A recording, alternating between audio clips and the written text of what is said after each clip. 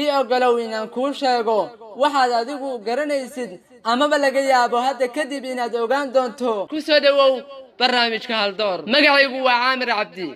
halkanina waa janalka Caamir Yare noloshu ma ahan meel qurxoon oo jawi degan ah ma ahan halka tusaalaha ah ee walal noloshu waxaa ka buuxa masaa'ib iyo dhibaatooyin waad turan waad kufaysaa waad dhacaysaa kadib waxaad gaaraysaa dhanka sare ee nolosha ku soo dhawow caalamka sare ee dhabta ah waxaad soo gaartay barbilowga dariiqa rumaynta riyooyinkaaga in badan waxaad isweydiisay maxaan anigu u gaari lahay halka aan rabo wax kasta ayaan sameeyay waan dadaalay laakiin ma aanan gaarin halkii aan rabay waan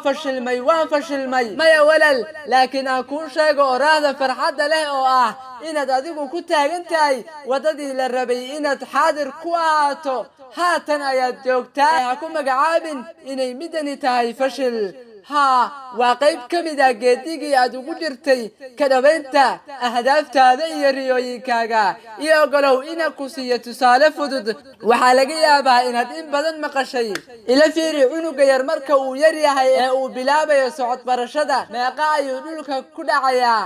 imise jeer ayuu xanuun awgii la ooynayaa laakiin ma isdhiibo waxa uu isku dayaa inuu cusboonaysiiyo halganka ugu jiro socod barashada ilaa uu bilaabay inuu ku istaago lugihiisa oo uu bilaabay tillaabooyinkiisii ugu horreeyay isaga oo ku dhib qaba la qabsashada uu la qabsan layahay socodka kiista wanaagsan weligiis ma isdhiibin weligaa ma maqashay cunug yar oo waxa uu rabay qaban waayey haddana isdhiibay anigu weligay ma aanan maqal mana jirto saan rajaynayo oo muxuu cunuga yar noloshu isugu dhiibi layahay haddaba jawaabta ayaa ah in sifada isdhiibiddu aan laga helin abuuritaanka bashariyada isdhiibiddu waa fakar aad adigu madaxaaga saartay adigaa samaystay caadada xun adiga ayaa ka fogaaday dabeecadii lagu abuuray insaanka haddii cunugu u fakari lahaa sidaada oo kale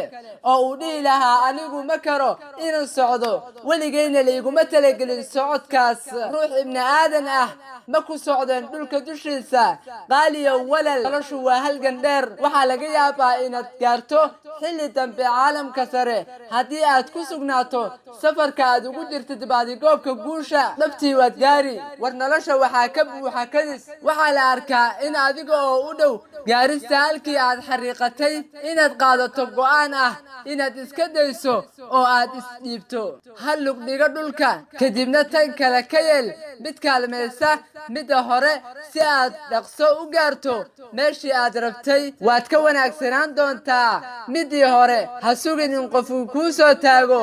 gacan kaalmo ah waxaad nasiib u yeelatay inaan kuu sheego mid ka mid ah qaacidooyinka aan nolosha ka bartay wixii aan ku dilayn waxa ay kaa dhigaan qof xoog leh أقبلت يا رمضان الخير مستبقا والقلب يشتاق دوما أنت تروينا